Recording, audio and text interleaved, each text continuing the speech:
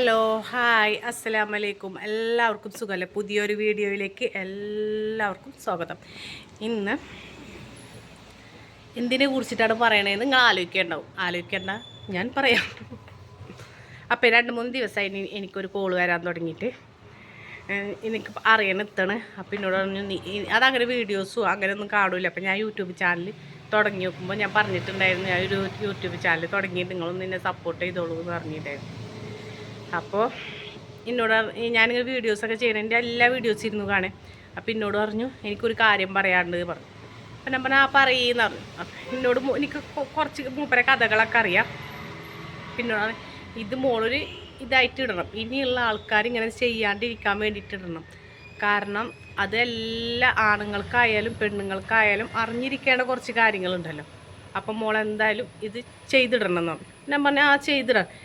ആൾ പറഞ്ഞപ്പോൾ എനിക്ക് പടച്ചോനെ ഇത് ചെയ്യണോ, കാരണം അതേമാതിരി അനുഭവിച്ചൊരു വ്യക്തിയാണ് ഞാൻ.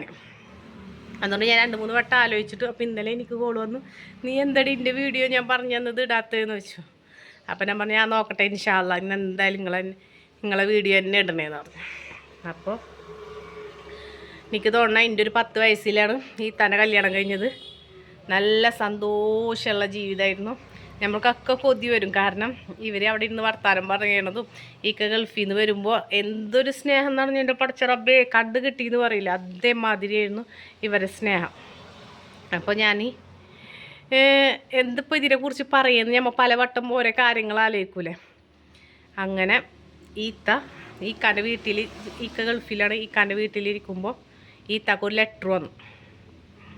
അപ്പോൾ ഡൈവേഴ്സ് നോട്ടീസാണ്. അത് എവിടെ നിൽക്കുമ്പോൾ ഈക്കാൻ്റെ വീട്ടിൽ നിൽക്കുമ്പോൾ ഈക്കാൻ്റെ വയ്യാണ്ടായ ഉപ്പാനെ നോക്കുമ്പോഴാണ് ഈ ലെറ്റർ വരുന്നത്. അപ്പോൾ ഇതെന്ത് പെട്ടെന്നൊരു ലെറ്റർ, കാരണം വൈകുന്നേരം വരെ ഫോൺ വിളിച്ചിട്ട് വെക്കുമ്പോൾ ഒരു കുഴപ്പവും ഉണ്ടായിരുന്നില്ല. അപ്പോൾ ആൾ മുന്നേ ലെറ്റർ വിട്ടിട്ടുണ്ടാവും, അതുകൊണ്ടാണല്ലോ ഇത് അറിയണത്. അപ്പോൾ എനിക്കത് പറയുമ്പോൾ ഉണ്ടല്ലോ എങ്ങനെ ഇത് പറയാം എന്നുള്ളത് ഞാൻ പിന്നെ ആലോചിക്കുന്നു. അങ്ങനെ ഇക്കാക്ക് വിളിച്ചു, ഇക്ക ഫോൺ എടുക്കണില്ല. അപ്പോൾ അറിയണൊരു ഫാമിലിക്ക് വിളിച്ചു. അപ്പോൾ ഫാമിലിത്തെ ആൾ വിശദീകരിക്കുകയാണ്. കുറച്ച് ദിവസം മുന്നേ അവൻ്റെ റൂമിലത്തെ റൂംമേറ്റിൻ്റെ അനിയത്തി വിളിച്ചിട്ടുണ്ടായിരുന്നു. അപ്പോൾ അവനാണ് ഫോൺ എടുത്തത്. പിന്നെ അവർ തമ്മിൽ റിലേഷനായി. അവൻ നാട്ടിൽ വന്നിട്ടുണ്ടായിരുന്നു, അവളെത്തേക്ക് പോയിട്ടുണ്ടായിരുന്നു. നീ ഇതൊന്നും അറിഞ്ഞിട്ടില്ല, നീ അവനെന്ന് വെച്ചാൽ എന്നോട് എങ്ങനെ ഞങ്ങൾക്ക് തുറന്ന് പറയാം പറ്റുന്നില്ല, കാരണം നീ അത് ഉൾക്കൊള്ളൂ എന്ന് പറയാൻ പറ്റില്ല. നീ എന്തെങ്കിലും ചെയ്തു പോയാൽ ഞങ്ങൾക്കത് വിഷമമല്ല, കാരണം അവൻ നാട്ടിൽ പോയിണ്ടായിരുന്നു. ഇത് കേട്ട് നോക്കുമ്പോൾ ഇതിൻ്റെ നെഞ്ച് തകർന്നു പോയിക്ക. എൻ്റെ പടച്ചോനെ ഇപ്പോഴും ഞാൻ ഇത്തനെ കണ്ടുകൊണ്ടിരിക്കുകയാണ്, കാരണം ഇപ്പോഴും കല്യാണം കഴിഞ്ഞിട്ടില്ല. എനിക്ക് തോന്നുമ്പോൾ ഡൈവേഴ്സായിട്ട് എനിക്ക് തോന്നുന്നു ഒരു 8-9 വർഷമായി.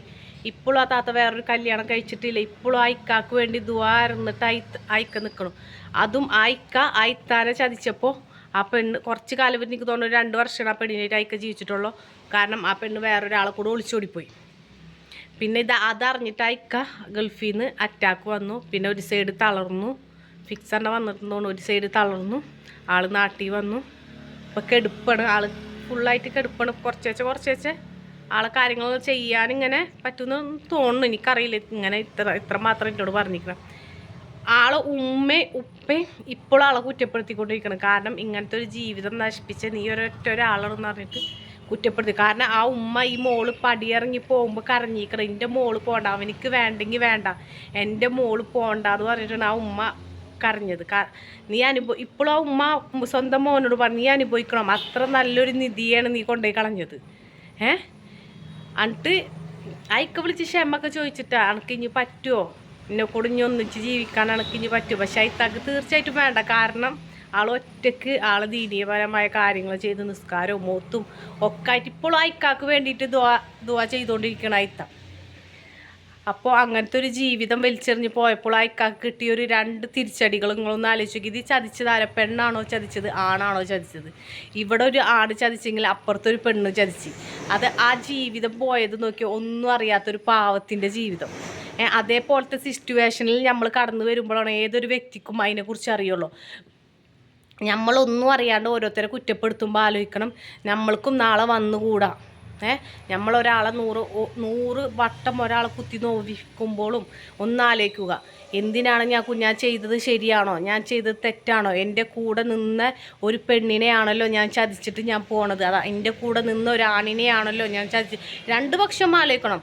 ചിലപ്പോൾ പെണ്ണ് ചതിക്കണതുണ്ടാവും, ആണ് ചതിക്കണമുണ്ടാവും. രണ്ട് പക്ഷവും നമ്മൾ ആലോചിക്കണം. അങ്ങനെ ഇപ്പോൾ അതില്ല. അപ്പം എന്നോട് പറയും, നാളെ ഇങ്ങനെ ഒരു മോളെ ഇങ്ങനെ ഒരു ചതി ചെയ്യുമ്പോൾ ഒരു വട്ടം 2 വട്ടം ആണായാലും പെണ്ണായാലും ചിന്തിക്കണം. നമ്മൾ അത്രയും ആത്മാർത്ഥമായി നമ്മളെ ജീവിതവും എല്ലാം, അതൊരു ആണിൻ്റെ ജീവിതമായാലും പെണ്ണിൻ്റെ ജീവിതമായാലും അവരെ സമ്പത്താണെങ്കിലും ഒക്കെ ഒളിച്ചോടണവർക്ക് ഇതൊന്നും അറിയേണ്ട ആവശ്യമില്ല. അതിൻ്റെ ഉള്ളിൽ കടങ്ങണ കുറച്ച് ജീവനുകളുണ്ട്, പറഞ്ഞ് മനസ്സിലായ. ഉള്ളിൽ കുറേ അനുഭവിക്കാൻ വിധിയുള്ള ആൾക്കാരുണ്ട്. അവരിത് അനുഭവിക്കണം. നമ്മളെന്ത് ചെയ്യേ, ചെറുപ്പത്തിൽ കല്യാണം കഴിഞ്ഞോറ് അതിന് മാത്രമുള്ള ഇത്. ഞാനൊക്കെ ഇപ്പോഴാണ് വർത്തമാനം പറയാൻ പഠിച്ചത്. എൻ്റെ യൂട്യൂബ് ചാനൽ തുടങ്ങിയപ്പോൾ എൻ്റെ ഫാമിലിയുള്ളവരൊക്കെ ചോദിക്കും, റംലു നീ ഇങ്ങനെ വർത്താനം പറയും, ഇങ്ങനെ വർത്താനം പറയാൻ തന്നെ ഞങ്ങൾ കണ്ടിട്ടില്ലല്ലോ എന്ന്. കാരണം അന്നൊക്കെ ഞാൻ ഭയങ്കര സൈലൻ്റ് ആയിരുന്നു. രാവിലെ സ്കൂൾ വീട്ടിൽ സ്കൂൾ വീട് അങ്ങനെ നടന്നായിരുന്നു. ഞാൻ ഇന്ന് ഇങ്ങനെ വർത്താനം പറയാൻ പറ്റുന്നുണ്ടെങ്കിൽ അതിൻ്റെ ജീവിതത്തിൽ ഞാൻ അനുഭവിച്ച കാര്യങ്ങളും ഓരോ ശക്തി. ഇപ്പം എനിക്ക് ആരെന്ത് പറഞ്ഞാലും എനിക്കൊരു കുഴപ്പമില്ല.